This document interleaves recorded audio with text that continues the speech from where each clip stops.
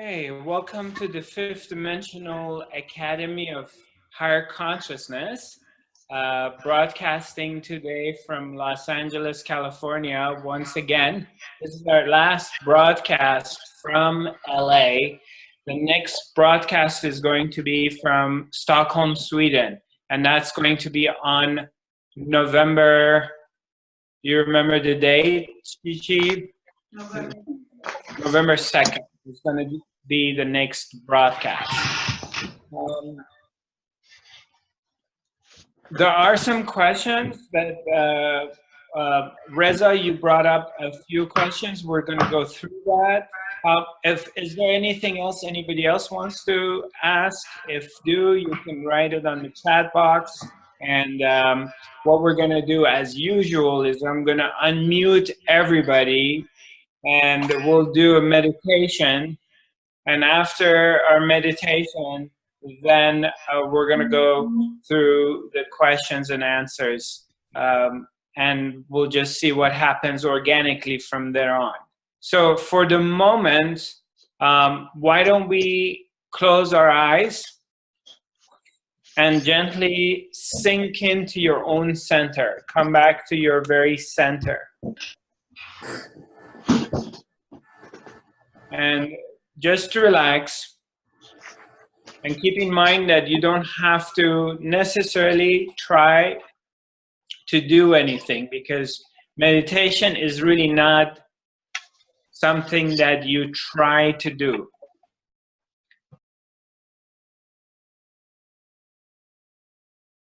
You let go. You simply let loose and allow things to take over in this moment. Allow things to pass through you. And keep in mind that you are awareness. And the job of awareness is simply being aware. And awareness does identify with objects and becomes an object. But in this very moment, the job that we're going to take and what we're going to be doing is simply being here, being present in this moment without trying. We're simply in our natural state. It's like observing a cat or a dog is lying down on the corner of the living room and they're simply taking a nap or they're relaxing. They're not trying to do anything. If you observe animals, just imagine you're a cat or you're a dog and you're taking it easy. You're just relaxing. You're lying down on a couch or on the corner of the room and you're simply taking it easy and not doing anything. The same thing. You're simply taking it easy and relaxing into this moment. And whatever this moment is, you're relaxing into this moment. And you take a deep breath and bring your attention to one-pointedness. For the moment, you can bring your attention to your third eye. You can put your attention on this point. And sort of breathe in from this place, this point, your third eye. You just breathe in and out from here, from this moment.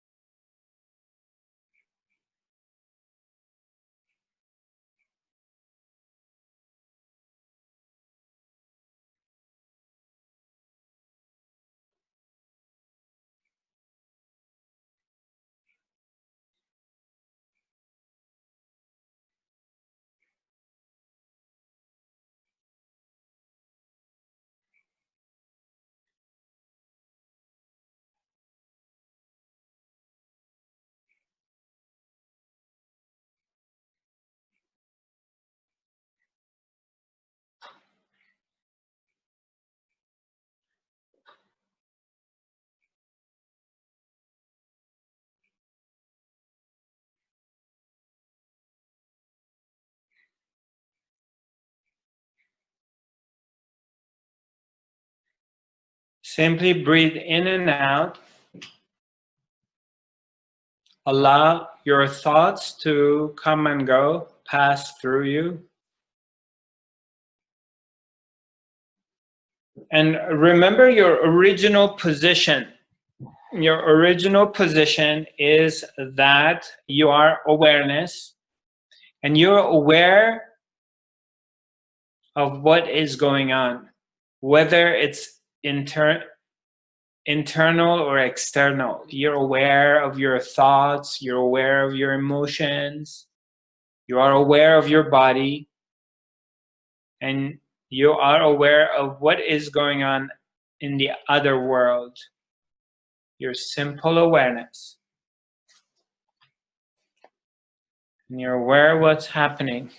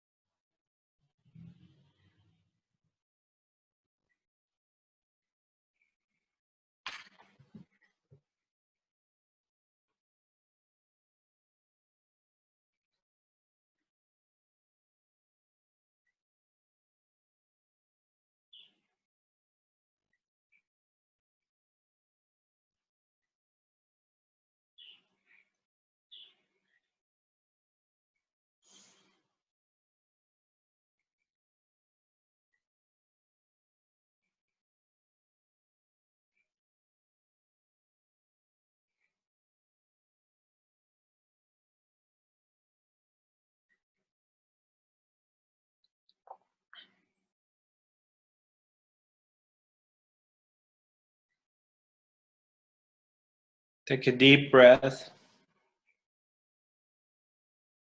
and simply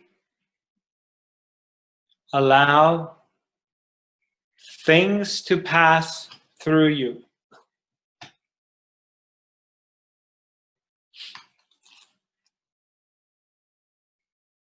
Allow thoughts to go through your mind, emotions passing through you.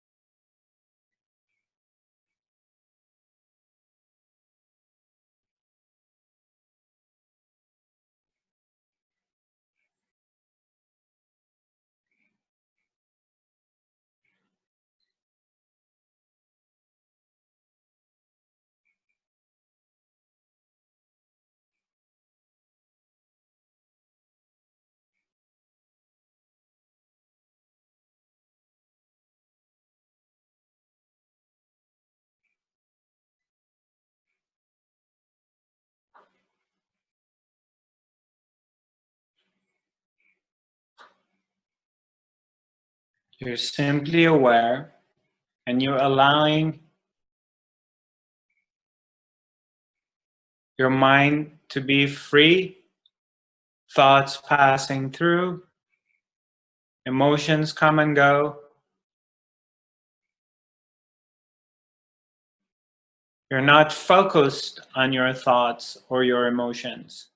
You're simply aware of what is going on. And while you're just simply aware, you go deeper in a deeper place within yourself.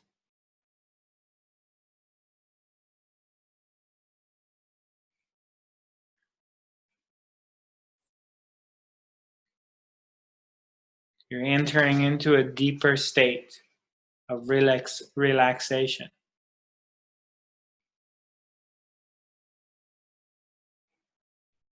And meditation simply comes. Naturally, it takes over without trying to manipulate it.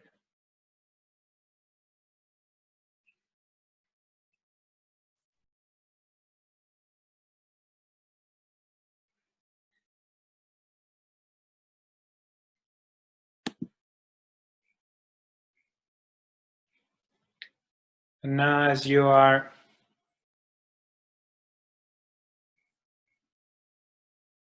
sitting very relaxed, you can put your hands on your heart area.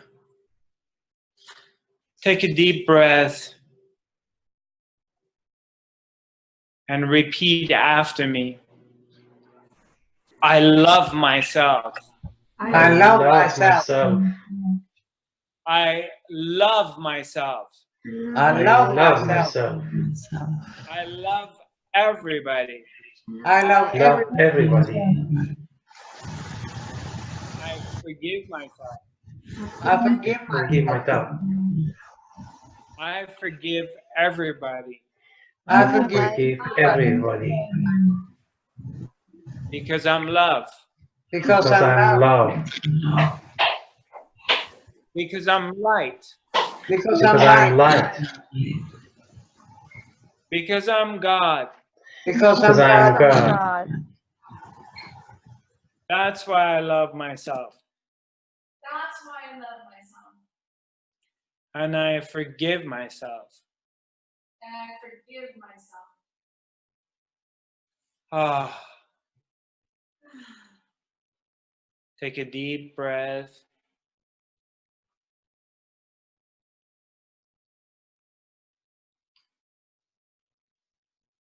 And now just see, as you have your hands close to your heart area, and just simply see that light is coming out of your heart, warmth is coming out of your heart area, and this love, light, warmth is taking over your whole body, turning your physical body into light, into warmth, into love, and sort of disappearing. Your body is disappearing. The awareness is here, but there is no body.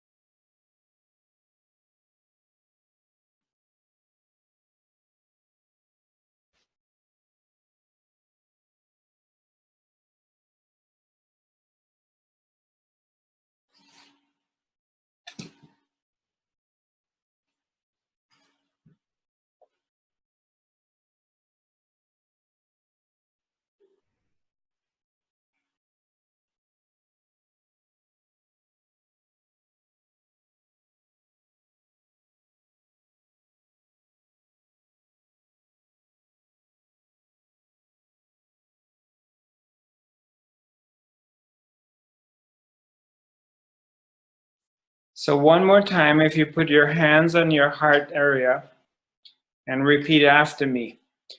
I love myself. I love myself. I love myself. I love myself. I love everybody. I love everybody. I forgive myself. I forgive myself. I forgive everybody. I forgive everybody. Because I'm love. Because I'm love. Because I'm light. Because I'm light. Because I'm God. Because I'm God. That's why I love myself. That's why I love myself. And I forgive myself. And I forgive myself. I say yes to love. I say yes to love. I say yes to light. I say yes to light. I say yes to God. I say yes to God. Yes to love. Yes to love. Yes. Yes. Yes. Yes. Yeah.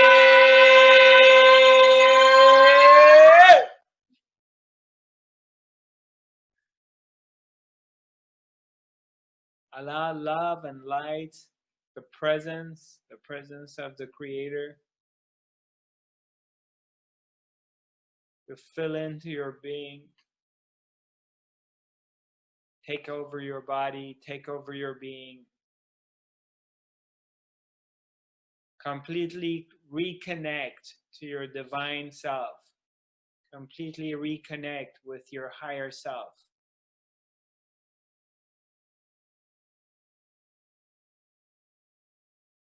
Remembering who you are. Remembering your majestic being that you are. That you have come from the land of love and light. Remember your connection with the angelic realms.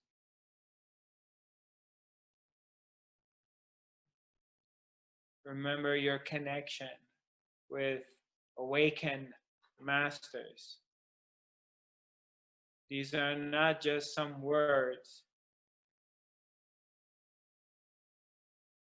This is the truth of who you are. And reconnect with that part of yourself. That part of yourself is not an imagination. It is real. It's available. It's accessible. So you just reach out to yourself by making yourself available, open to the wisdom, to the knowledge of your own self that you've forgotten by taking the identity of a human being and being involved in the 3D world, getting involved with fear and anxiety and separation. And now you're opening yourself to love and light and receiving the wisdom.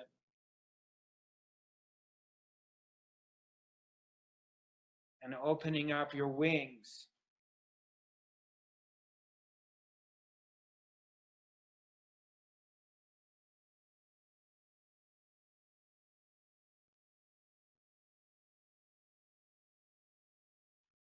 Wings to heaven, wings to fly. Fly high into the sky of love and light.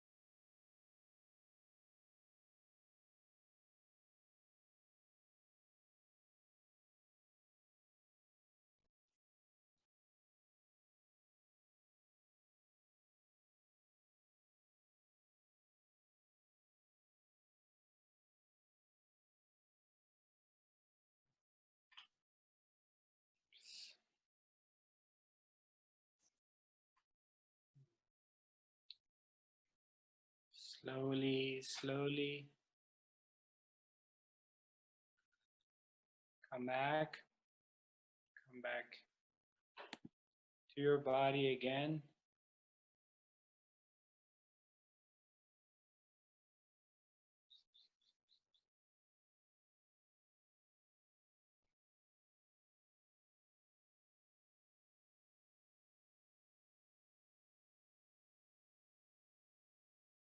As you're coming back again in the body, you can feel like sensations, and you can feel that it's quiet. You can feel the warmth and this presence around you.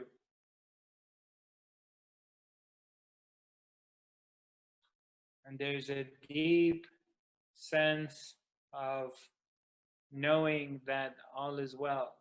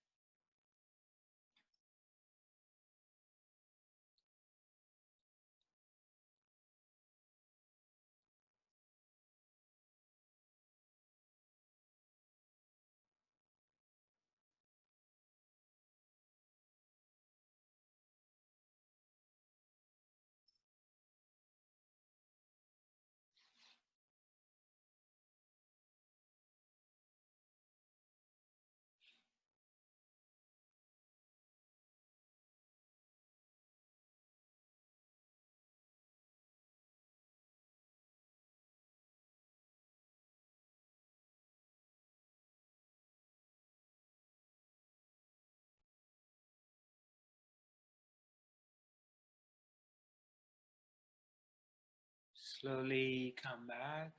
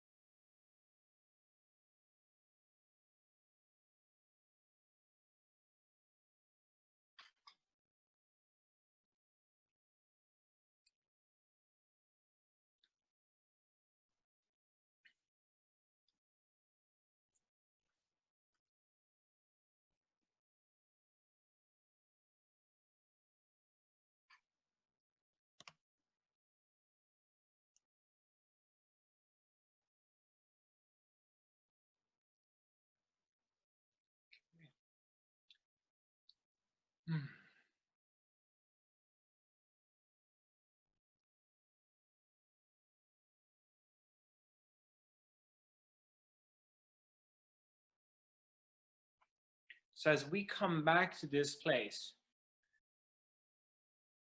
we come back in our center again.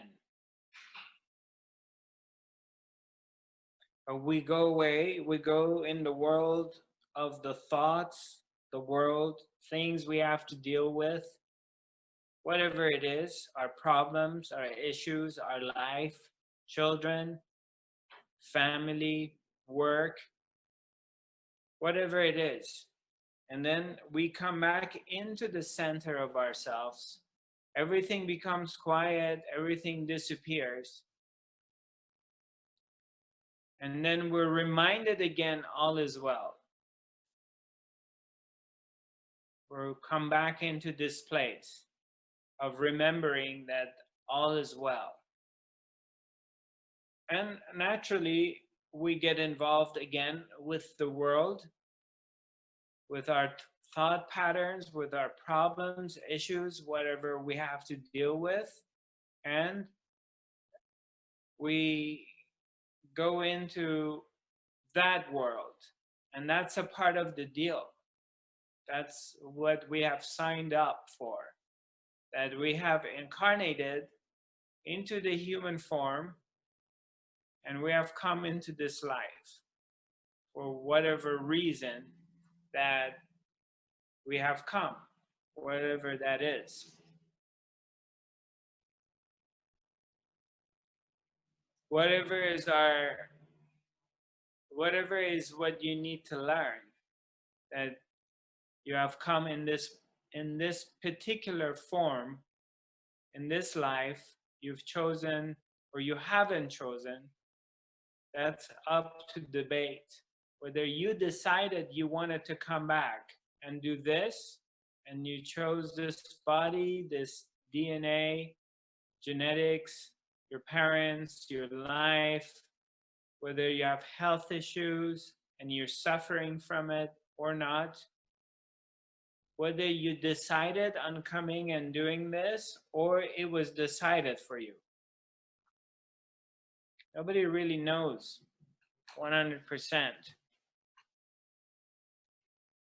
But the fact is that we are here now and we're in this vehicle. And there's not much you can do about it. Whether you like it or not, you're in it. And there's not much you can do about choosing your parents. Your parents are your parents. You can't change them with other parents. Your children are your children. You cannot change them. You know, basically. And the life you lived up to now is the life you have lived. It's been your karma. It's been your destiny. There's not much you can do about it.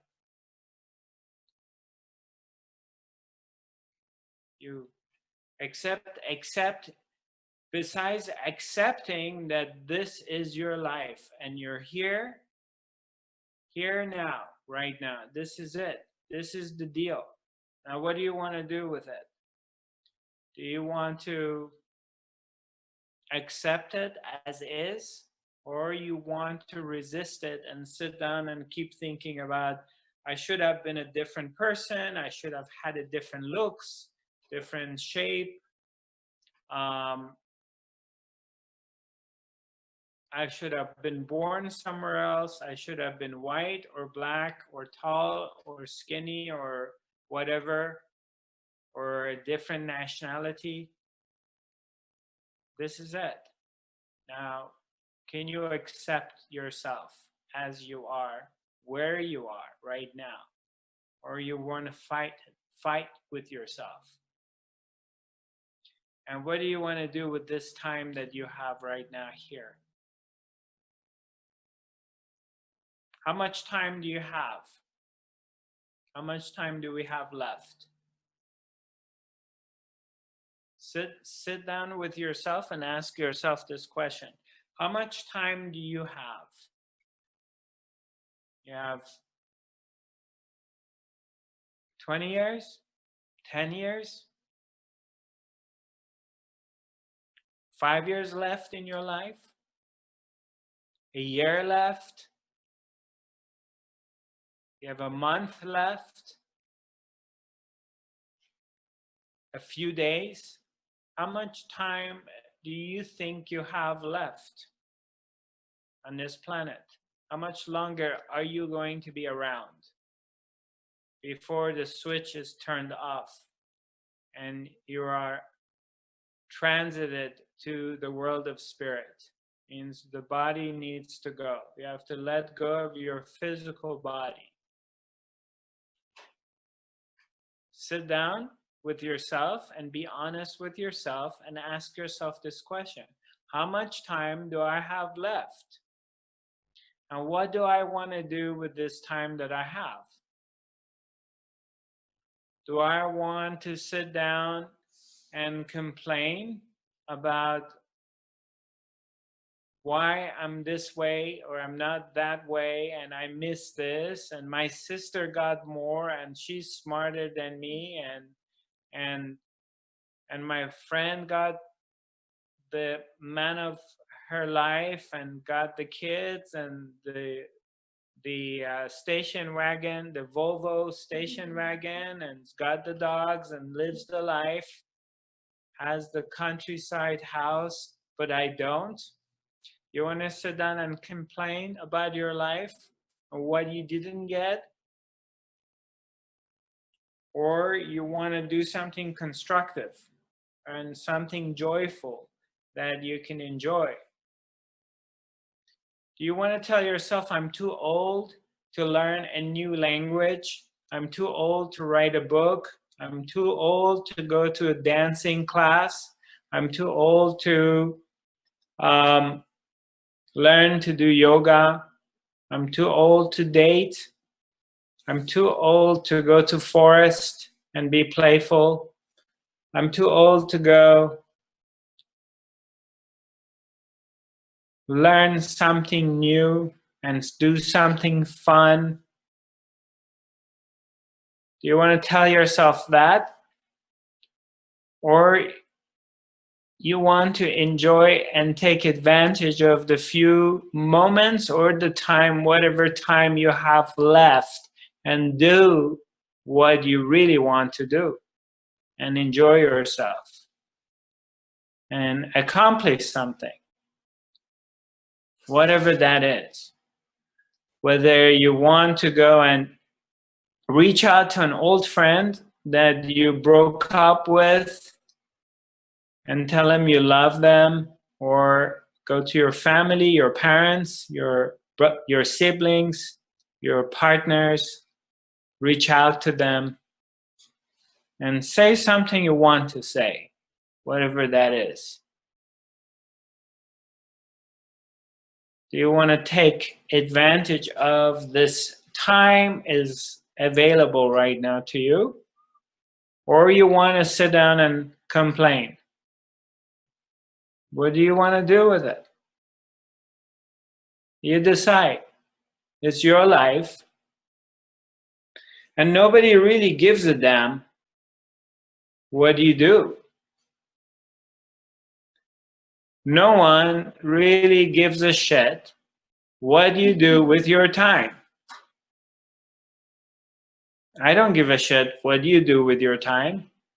Do you care about what I do with my time? It's only you. So, what do you want to do? No one's going to sit down and feel sorry for you. Trust me. You're the only person who feels sorry for yourself. Do you want to be a victim that this went wrong, that went wrong, blah, blah, blah?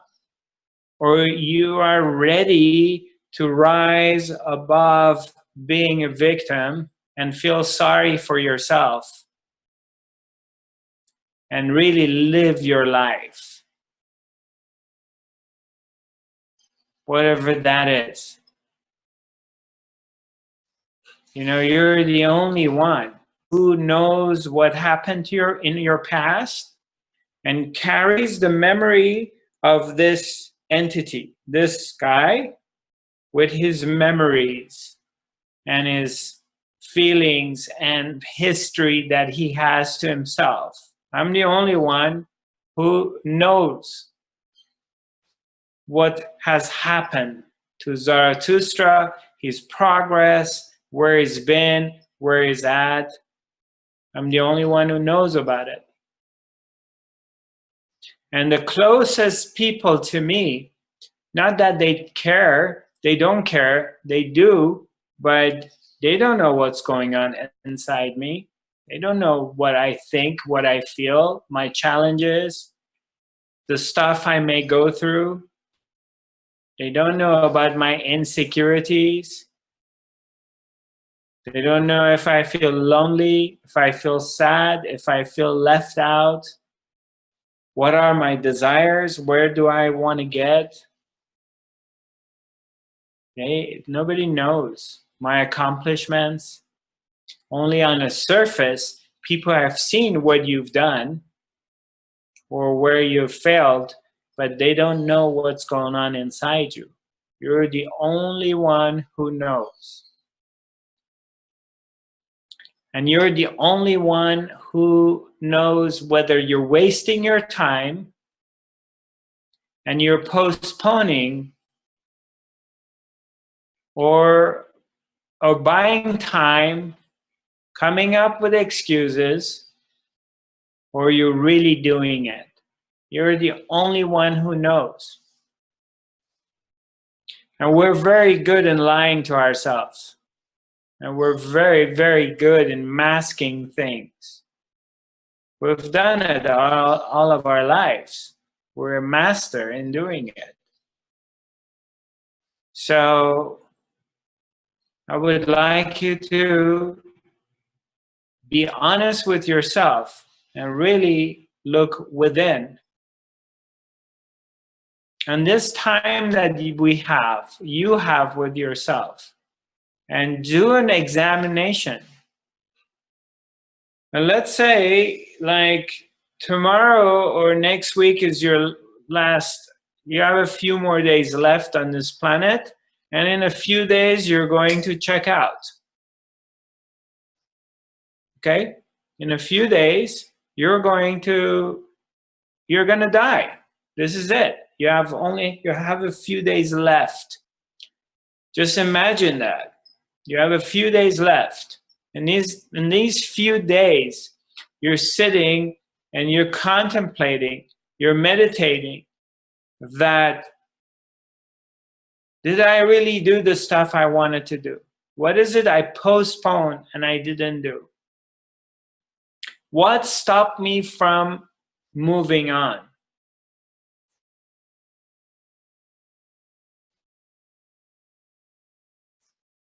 Why didn't I do such and such thing? I had the time, I had the money, I had the youth, I had the body to do it. So you examine this with yourself and see where you're at. And then you're gonna see whether you're cheating yourself or not. Because you only have a few days left, remember? You have a few days left, only. So now you're contemplating on the time that is left, and also on the time that is past. Do that every once in a while. Stop and check in with yourself to see where you're at.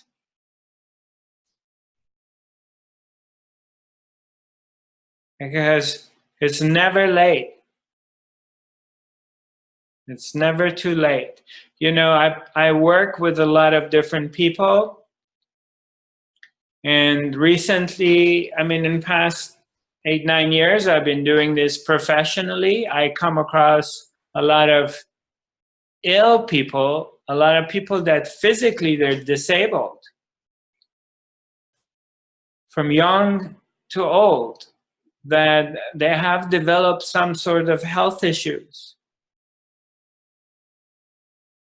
I come across some younger people who develop these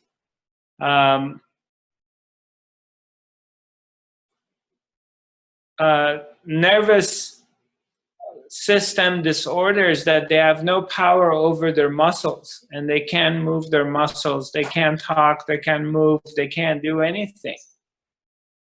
And it breaks my heart to see somebody that is stuck on a bed all day long and they're completely dependent on care.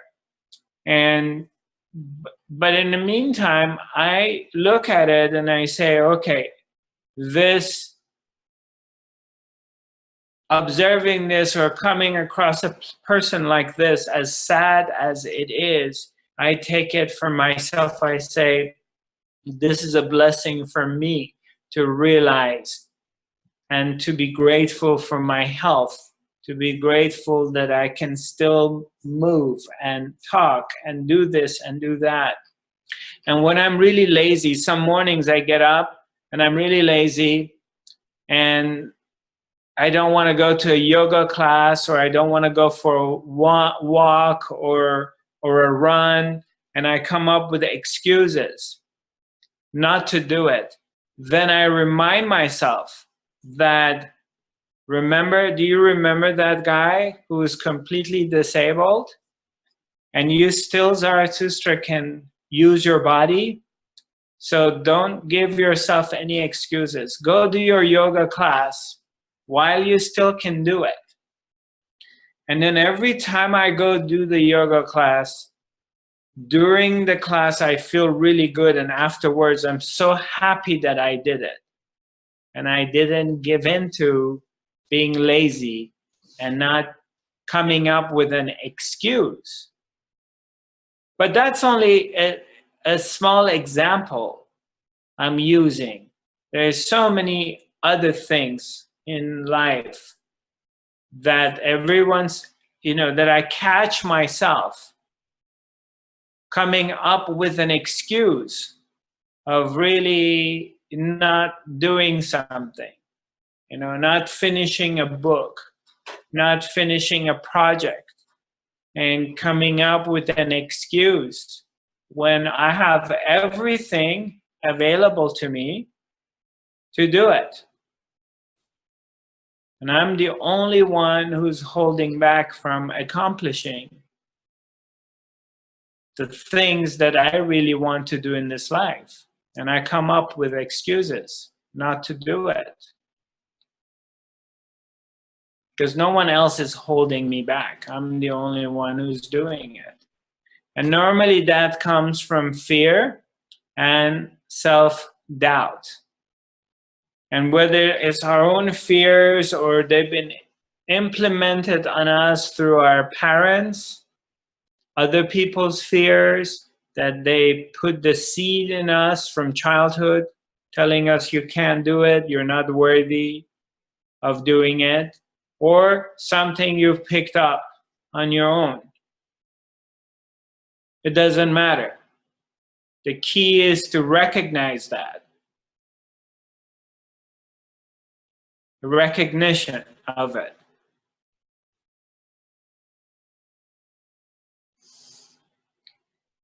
That it is the fear, the feeling of sense that I'm not good enough, I'm not worthy, I can't do it. And just going through that fear and doubt. And go for it. And okay, you go for something, maybe you make it, maybe you fail. So what? I fail all the time. I get involved into projects that they are failures. And it takes time, money, energy, and they fall apart. So what? How would I know whether I'm going to fail or not unless I try it? There's no way to know.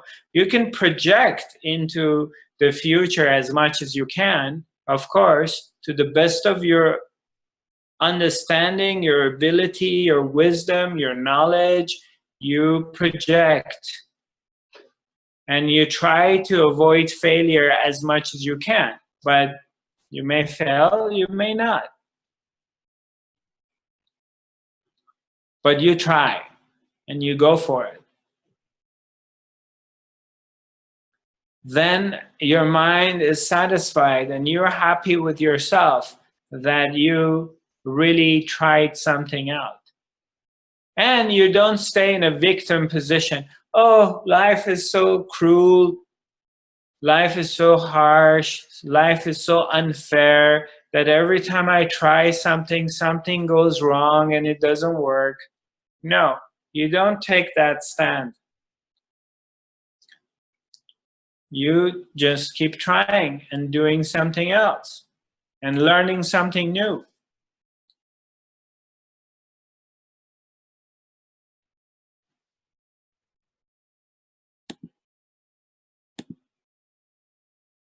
Can I ask you something? Yeah, you pronounce your name Jane, how do you Yes. pronounce? Yeah, hi. Hi. I just yes, I wrote you something, but I just I had a big experience 1 week ago, last Thursday, because I have been like you have mentioned something about old patterns or sickness, and I had these patterns for 20 years, 23 years, and I just knew inside myself I didn't have to have it all my life.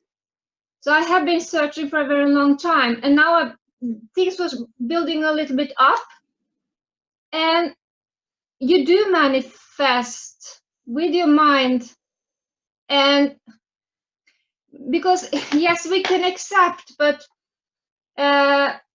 we don't have to go in circle with all patterns the whole life. If we know how to connect with our soul, we can manifest something else. I had a big experience last Thursday because I've been meditating a lot, and I didn't know what to do anymore, and suddenly it was a huge thing. I felt this warm, nice energy in my back of my head, in my back, and I knew that was not from medicine. That was something else.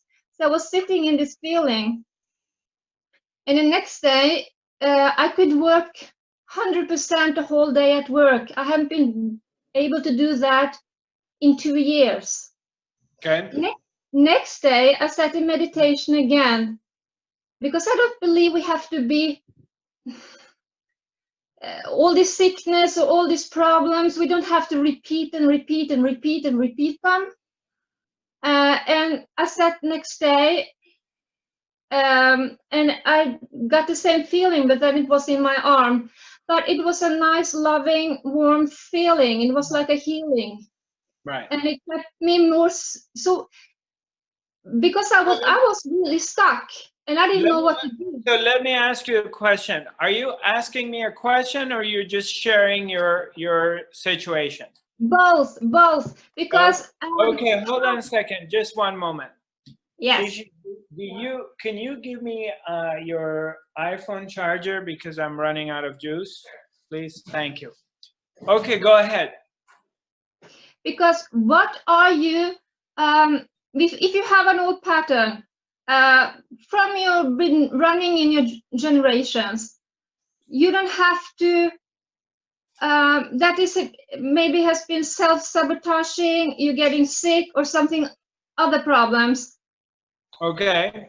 How do you step out of it, that you don't have to be going in this circle all your life?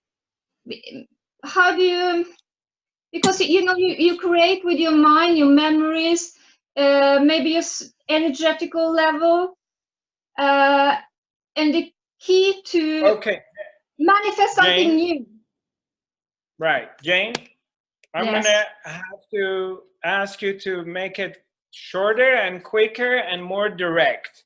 So, because you're asking something and then you're answering it yourself. So I need to know if you're asking me a question.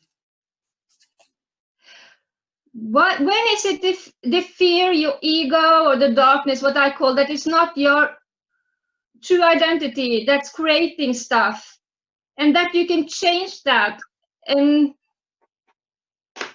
right, what is determined that you just supposed, you can't, if you're trying and trying and trying, you can't get to change it, that maybe it's determined, I don't know.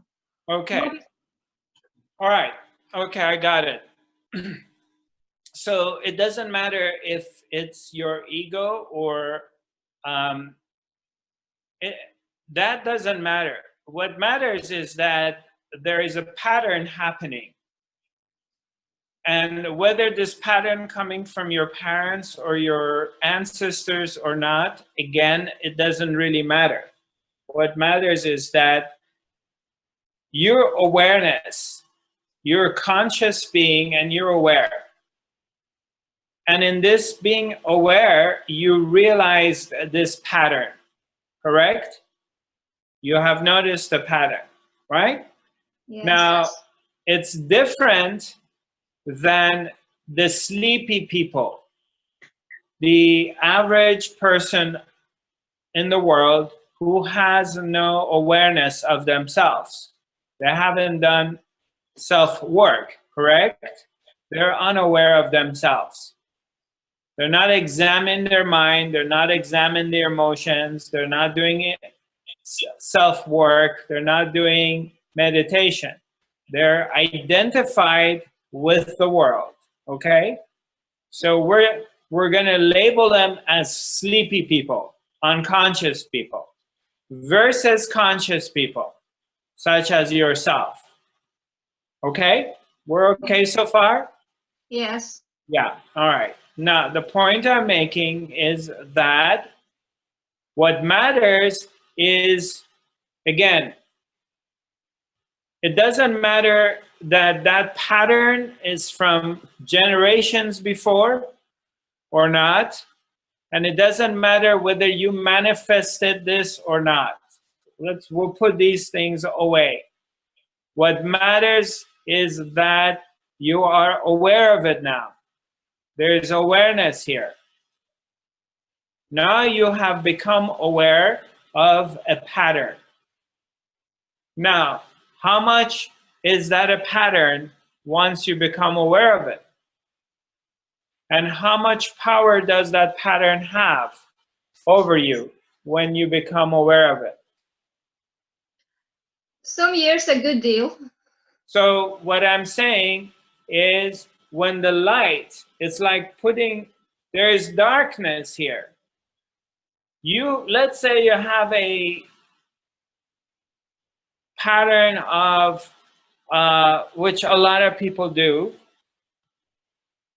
using a common pattern people have, that they're in a relationship with someone, you know, they got a violent man or woman, and the guy hits the woman, and they're upset with each other, and then after 4 or 5 days they're lovey-dovey and jump in the bed and making love, and everything is good for another 2-3 weeks or a month, and then again the guy beats the woman. And this pattern, I'm sure you have friends, or you've met people, or you've seen it on reality shows, that the people are stuck in this drama thing, and it keeps going round and round and round. And then the girl breaks up with the guy and goes and hooks up with another man who's doing the same thing, physically and verbally abusive. And the same story goes around and round again, right? Mm. So now, once you become aware of it, there is the awareness.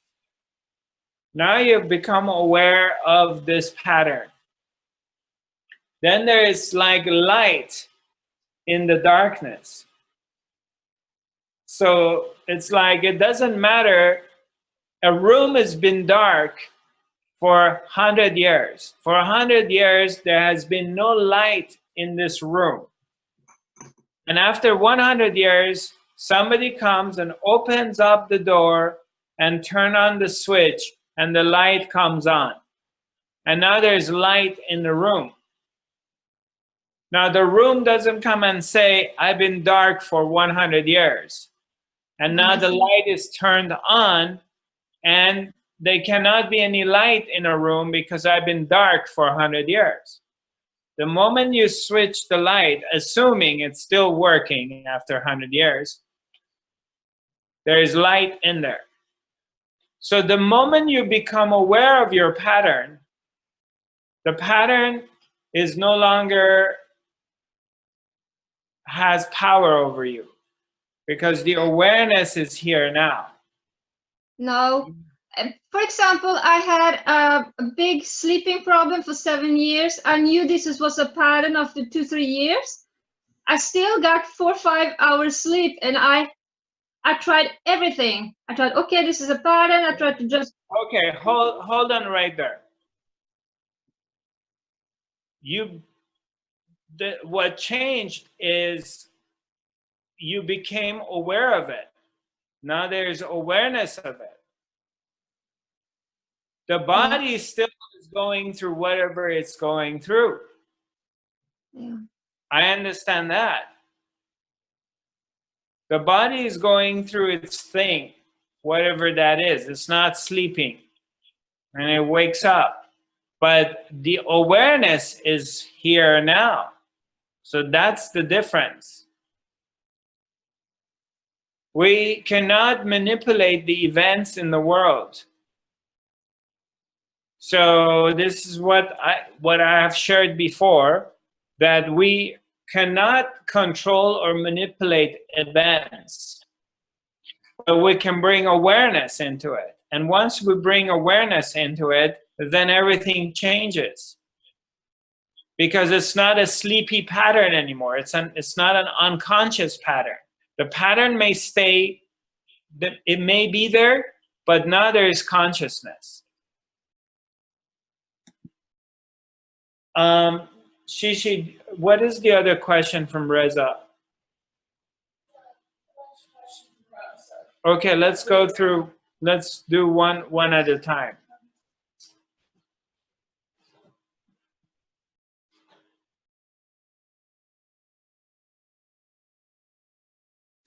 I noticed that you and the participants were A little bit louder.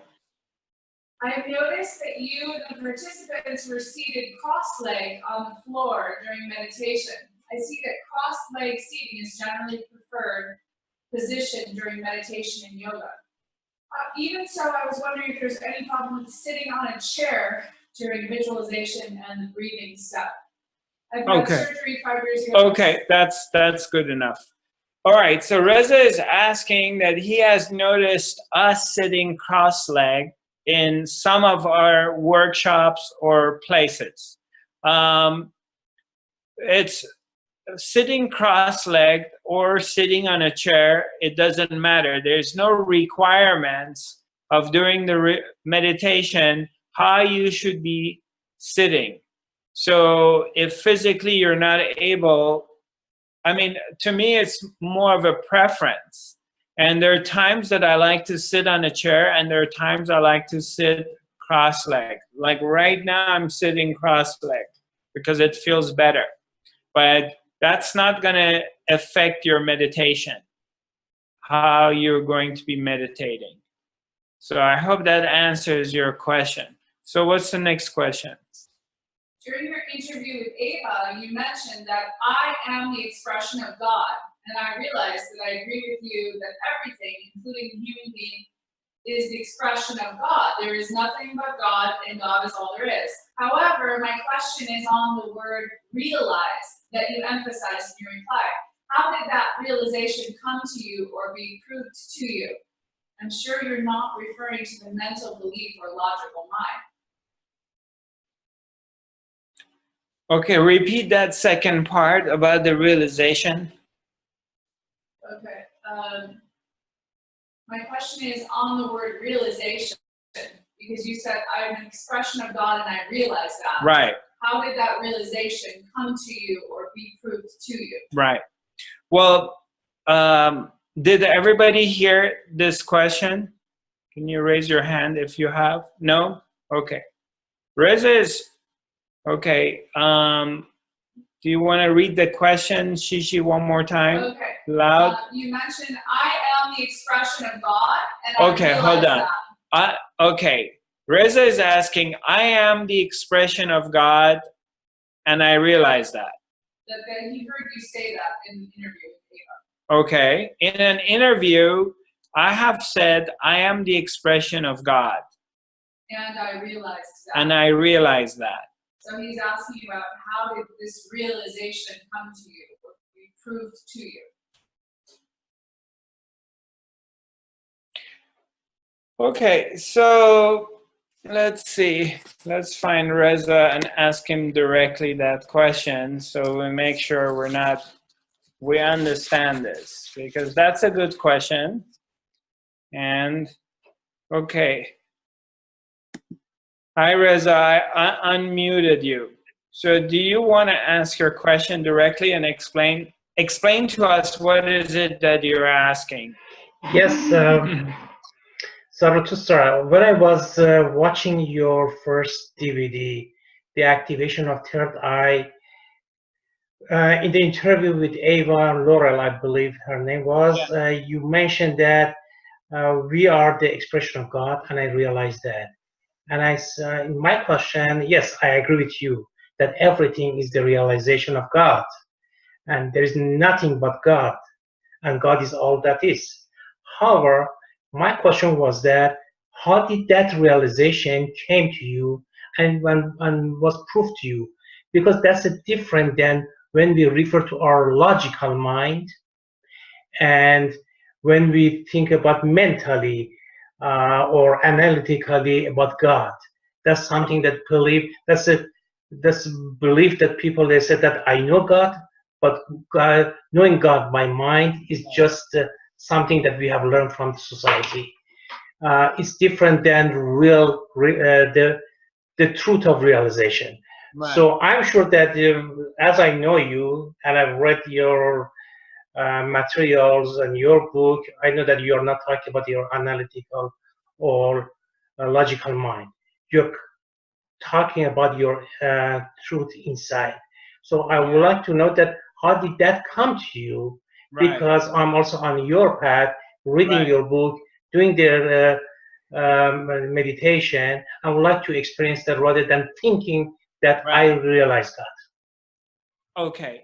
The I mean, of course, this is a deep question, and I'll try to answer this in a nutshell. It would be impossible to explain it in one or two phrases, but how does this realization come to place of realizing that God is everything? God is in everything. And it's something that, to my understanding, is not something that I decided to realize. It wasn't my decision. It's something that revealed itself.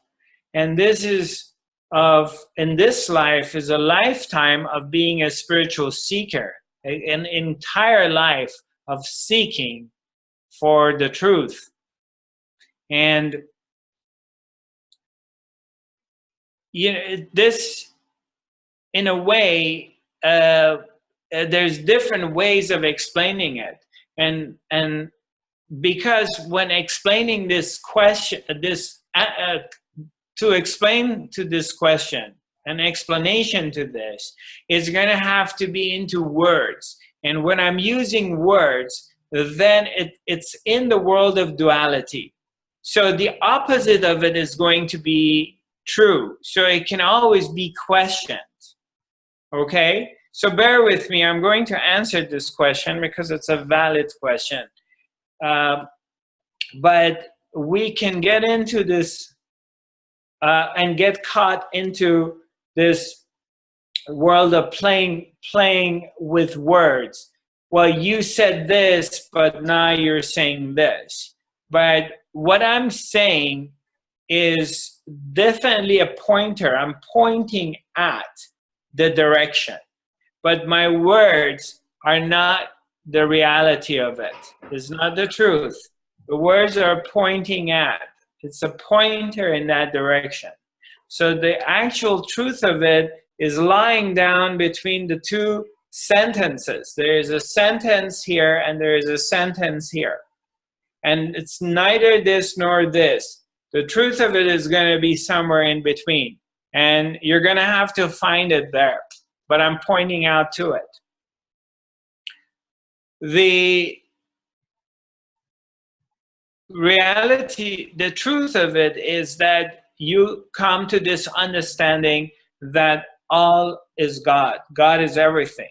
Now, again, for those of you who are listening to me for the first time, when I say God, I'm not talking about the Christian or the Muslim or the Jewish God. I'm not talking about the guy who's up there with the big beard and he's there to punish us. I'm not talking about that guy. I'm talking about the source. I'm talking about the presence. I'm talking about the creation and the creator.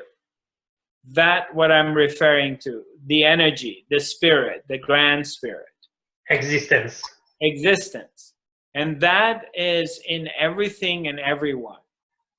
So while I am God, but I don't realize it, and I'm seeking reunion, I'm seeking realization of realizing myself, yet I don't know it, but something inside me is pulling me very strongly.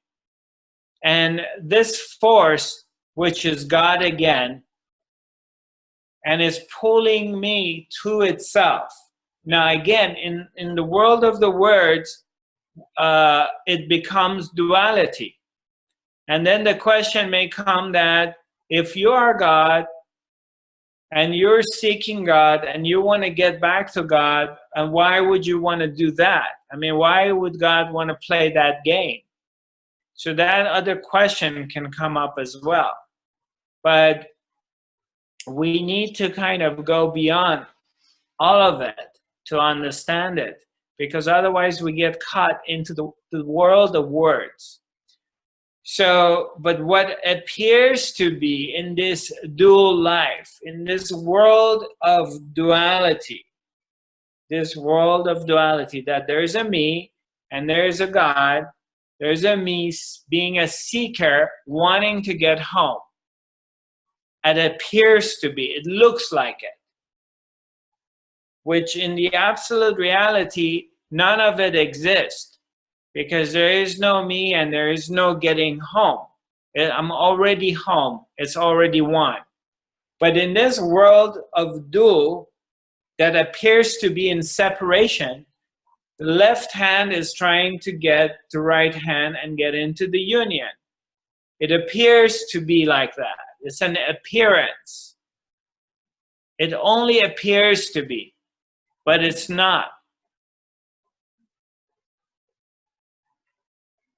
But we're only going to be talking about this part of it, which is the appearance. It appears that I am working my way to get home. Okay? It looks that way. It looks like that's what you're doing. You're curious, you have a deep love of the spirit, and you're trying to come to the realization. Correct? Am I right? Reza?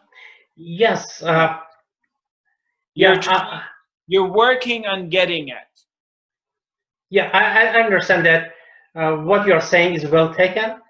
However, I understand from your explanation that realization is not something that we can explain it by words. It is something that individually should experience that. And still, if you experience that, still you cannot bring it to words. Am I right? Yes, yes and no. It's the realization. When it's realized, what happens is after it's realized, you also realize that it was never a personal achievement. It wasn't something that the person got, because if personally I go through realization, then I'm still a person saying that, oh wow, I realized it, and so this is mine. Yeah, because after realization, I understand that personal is not something in our mind anymore.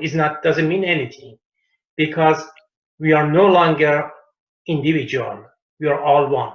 The sense of the individual separation is no longer there. Right. But now this is where it comes. It's tricky. And it's tricky from the point of view of anybody who's still seeking it. From their point of view, there is a seeker and something being sought to arrive to. But when the realization happens, then there's also the realization that there was never any of it happening to begin with. There was only the Atman. And Atman was the only thing that was there from the beginning to the end. So this play of the seeker trying to get there is just a game. That's all it is, in a matter of explaining it. It's just a lila, it's just an imagination, it's just a play which is happening in the play of life. But once it's realized, it's also very clear that it was never there. So this realization that takes place is really not a personal thing, that I can claim it, that I got it, because it's in the absence of the I thought. It's in the absence of the one who thinks it's separated. That one who thinks it's separated is no longer there. So the oneness is there. However, there is going to be the appearance of an individual separated being. So realization happens, but the person is still there. And I didn't dissolve into the ocean. There is still a Zarathustra, there is still a game plan, there is still someone living this life, there is still somebody trying to make a living, is doing this, doing that, doing healing, doing traveling. So the appearance of the person doesn't disappear, doesn't dissolve. And the mind and the emotions of the person are still there. There's still thought patterns, there's still emotions come and go. You still may get angry, you still get happy, you still fall in love with a man or a woman or whatever you prefer. You still, if something happened to someone in your family, you're still going to be sad. All of those things are still there. None of those things disappear. The only thing that shifts is that you realize the Atman, and you realize the real your real you, and the real you is the one which has always been here, that other part of yourself, which is the pure observer. Because the mind turns inwards, and the focus of the mind goes to the one-pointedness, and it goes into this eye of seeing, which is like as if I can use an example of a location. Let's say you're here, it's an eye is sitting here, the one who is seeing. So there is this other part, or your higher self, or whatever name I'm using word, is sitting there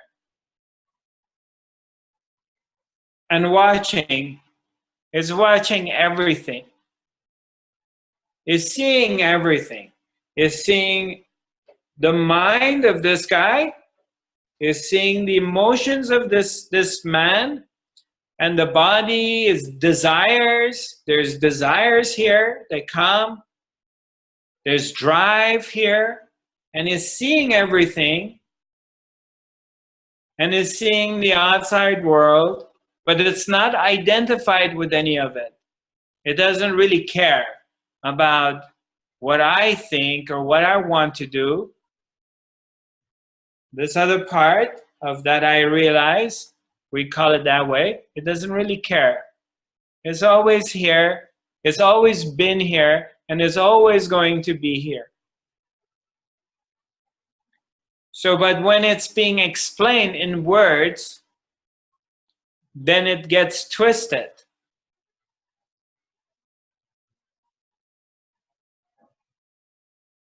But simultaneously, in this very moment, I assure you that this part that I'm talking about, that you have it and everybody else has it.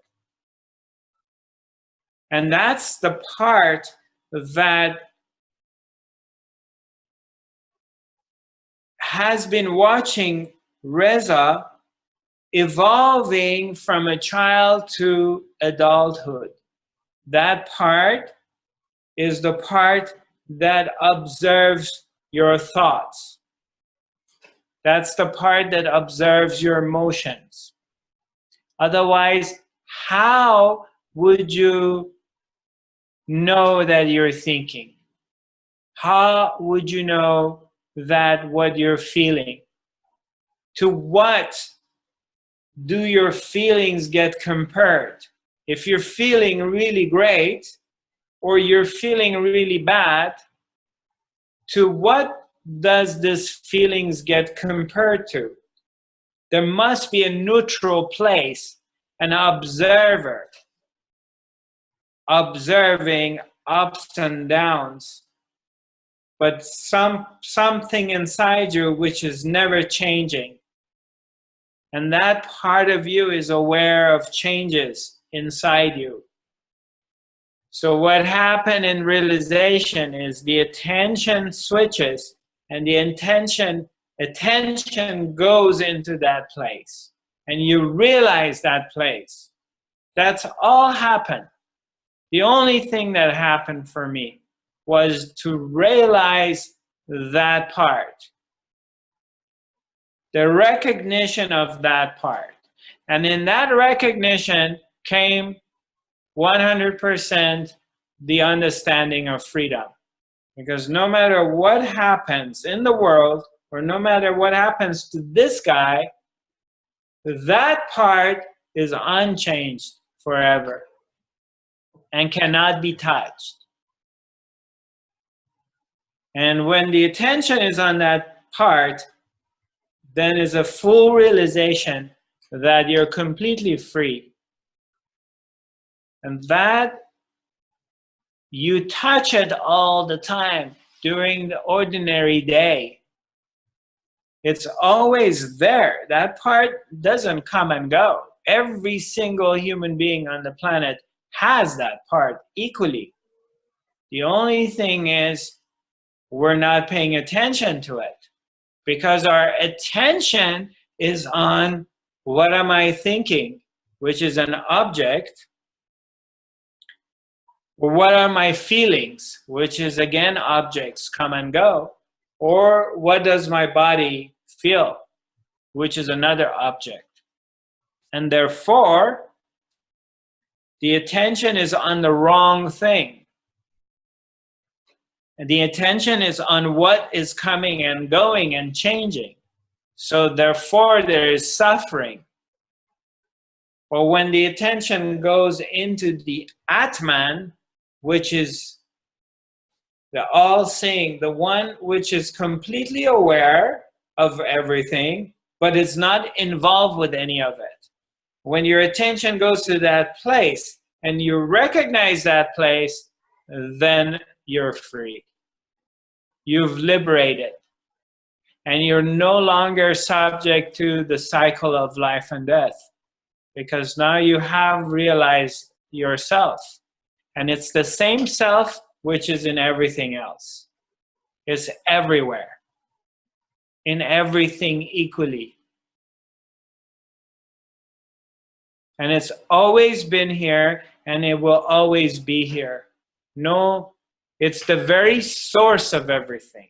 You recognize yourself as the very source of everything. Of every thought, every action, every desire, every event that happens on the planet, every person, whether they're good or bad, you recognize the very source of it.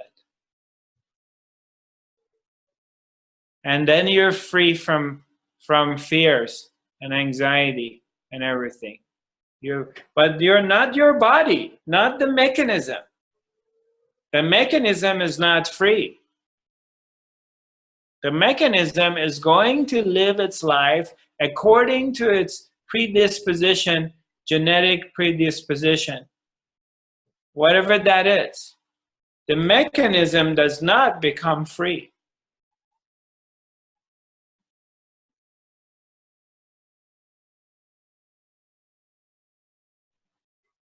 The freedom gets realized, but not the mind, not the body, not the emotions.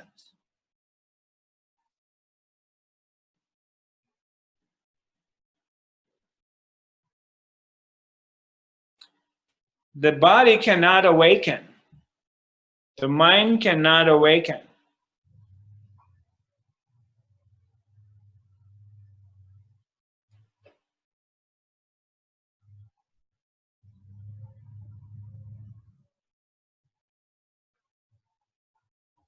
Well but it doesn't. explained. Yes.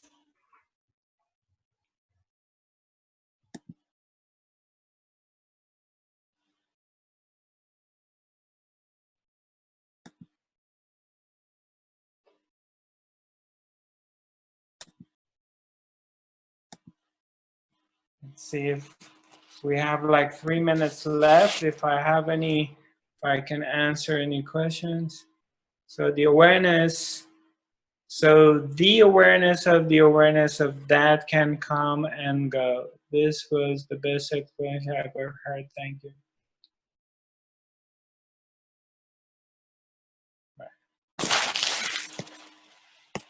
Okay, so we're coming to the end of our webinar.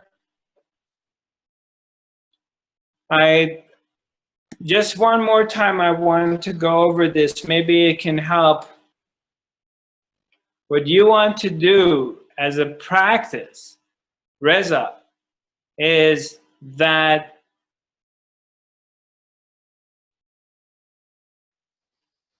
if you bring your attention into the source of that place, where is that place that is aware of your thoughts? When you say, my mind, right?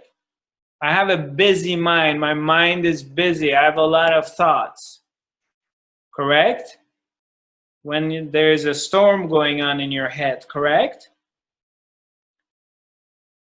Who is aware of the storm? When you have a lot of thoughts, you say, oh my God, my mind is going crazy. I have so much thoughts, correct? Am I right? So you tell yourself, I have all these thoughts. I have all these thoughts. So where is this I that is aware of all these thoughts? That's real I. Yeah. And is nowhere far from me. It is with me. I'm just separated myself from that by thought.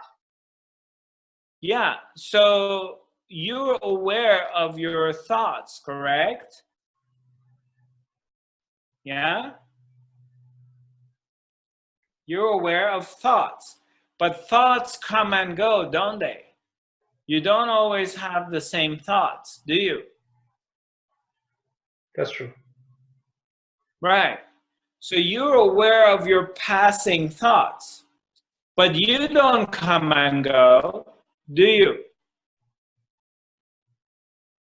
How many different thoughts have you had between yesterday to today? Thousands of different thoughts come and go, don't they? Right? To whom did they appear? To whom did these thoughts come and go? To you, right? So you are here.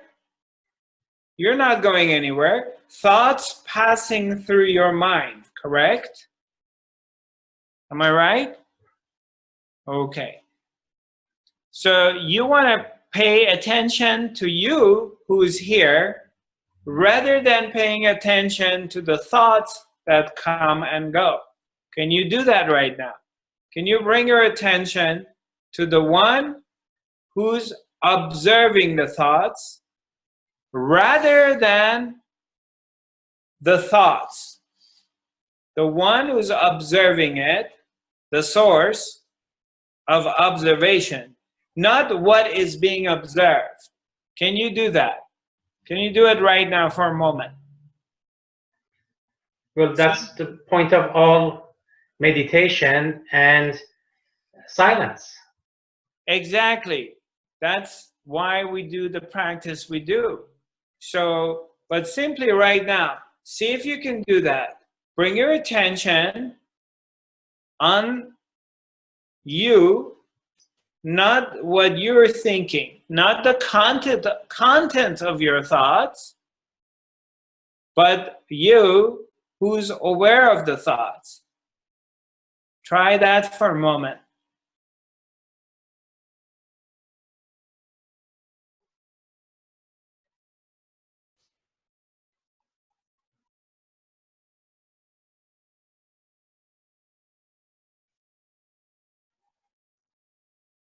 Can you do that?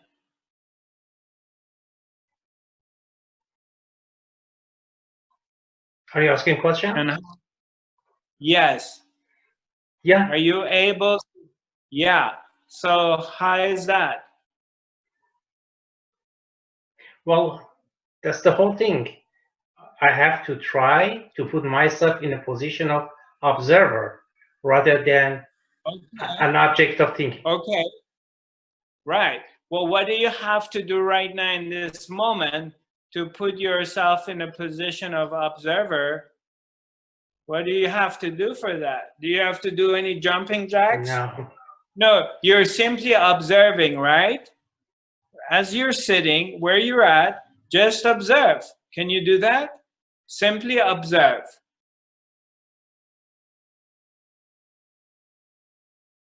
What do you see?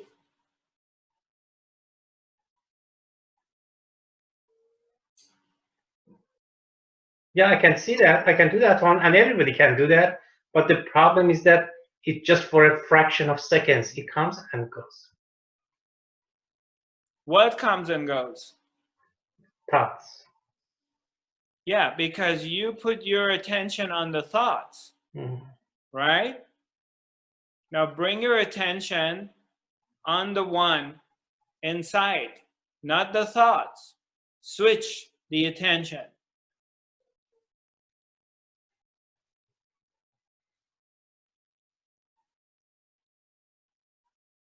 Bring your attention on the one that is observing, not the thoughts.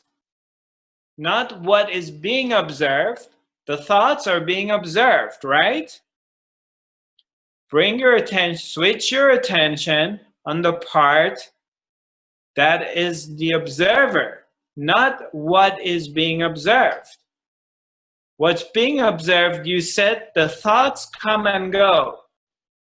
And I could only do this for a fraction of a second because you were putting your attention on the thoughts. I'm not talking about that. I'm talking about bring your attention on the one which is observing, not what is being observed. Try it again.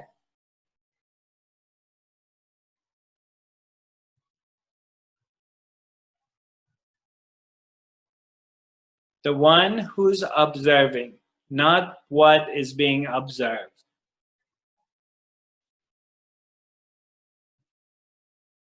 And what's going on now?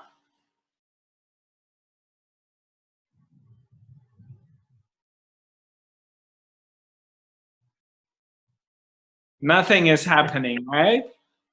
Is there anything going on? No. No. Was it difficult? No. No. What did you just do? You switched your attention.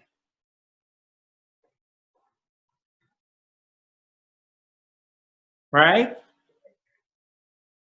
It's not that difficult, is it, my brother? You bring your attention to the source of observing, the observer, not what's observing. You don't put your attention on trying to stop your thoughts.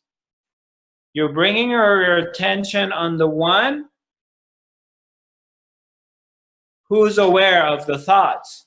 Then it doesn't matter what kind of thoughts passing through because you're not paying attention to the thoughts.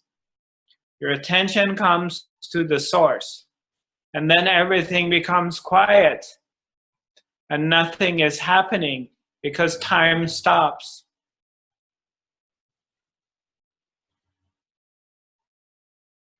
Time disappears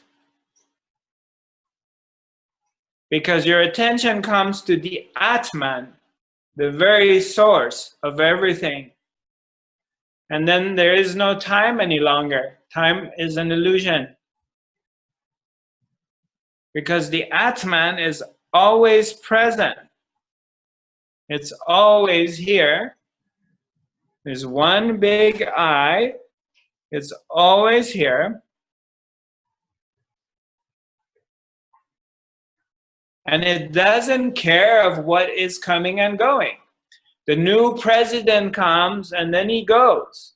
The new era of technology comes and then it changes. The new weather formation comes and it goes.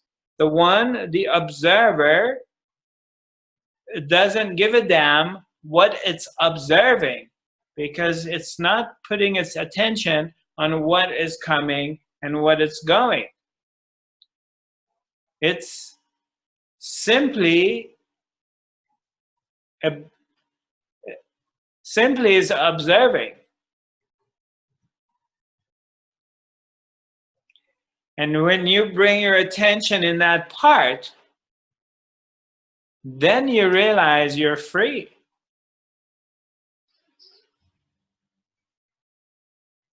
And you realize you've always been free.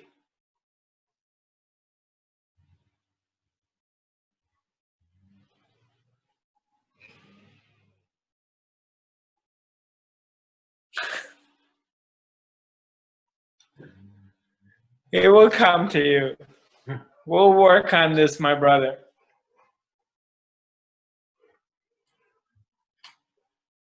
And when it really comes and settles down, you're just gonna laugh.